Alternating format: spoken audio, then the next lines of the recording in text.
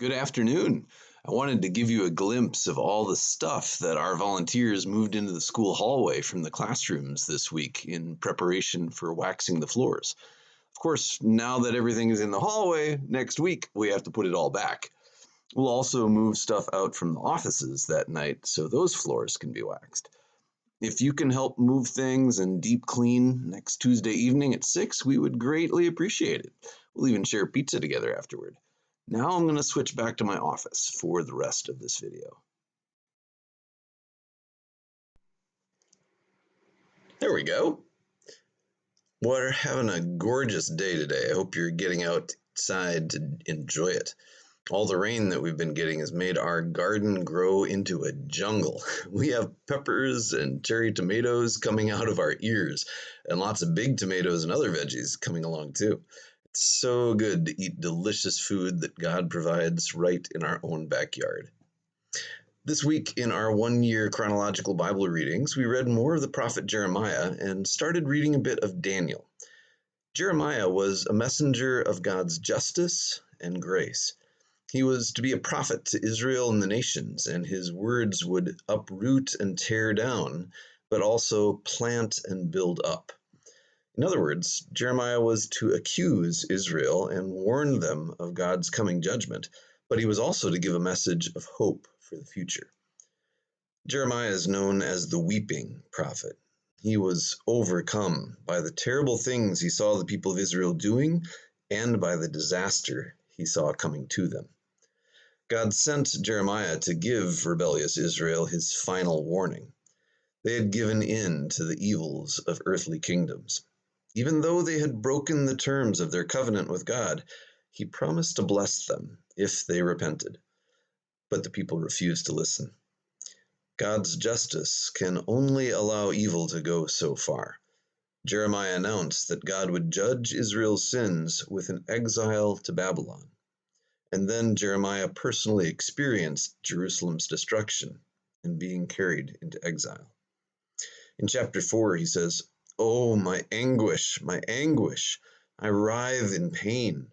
Oh, the agony of my heart pounds within me. I cannot keep silent, for I have heard the sound of the trumpet. I have heard the battle cry. Disaster follows disaster. The whole land lies in ruins." Jeremiah echoed God's own deep anguish over his rebellious people. "Your conduct and your actions have brought this on you. This is your punishment. How bitter it is, how it pierces to the heart." Disobedience leads to our destruction, and it breaks God's heart. Jeremiah spoke strongly against idolatry, trusting in anything else than God. The Lord is the creator of the heavens and earth. Trusting in anything else than God is an exercise in futility. The people and their leaders had adopted the worship of all kinds of other gods and built idol shrines all over the land, even sacrificing their own children to them. Jeremiah described Israel's idolatry as adultery against the Lord, who was their husband. He used the language of prostitution, promiscuity, and unfaithfulness to describe how Israel had given their allegiance to other gods. Jeremiah also spoke against the injustice and hypocrisy of the people's leaders. They were scheming against each other and abusing foreigners and the vulnerable.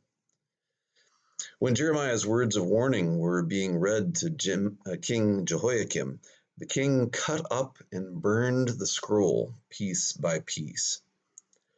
God had Jeremiah rewrite the entire scroll and add much more. Jeremiah confronted the lying prophets who promised that nothing bad would happen to Jerusalem.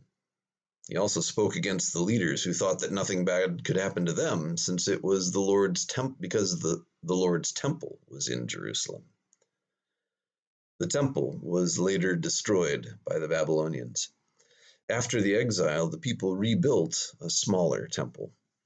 In Jesus' day, King Herod had built another temple, but Jesus predicted that it too would be torn down, which the Romans did when they put down a rebellion in 70 AD. Jesus spoke of raising up the temple of his body. He is the new temple, the new place where heaven and earth meet. In 1 Peter, um, Peter says, like living stones, we are being built into a spiritual house to be a chosen people, a royal priesthood, a holy nation, God's special possession, that we may declare the praises of him who called us out of darkness into his wonderful light. This week we also started reading Daniel, which happened during the exile. Daniel and his friends had been taken to Babylon and selected to serve in King Nebuchadnezzar's court. Jeremiah had told the people, when you go into exile, settle down, buy houses, create gardens, have children, and seek the prosperity of the city. He knew that they were going to be there for 70 long years. Daniel is full of familiar stories, like Daniel's 3 friends who were thrown into the fiery furnace, Daniel in the lion's den, and the writing on the wall. The book is also full of confusing visions that are often misused to try to predict the end of the world. In one of my previous congregations, we acted out some of the familiar stories in Daniel and found new insights as we performed them.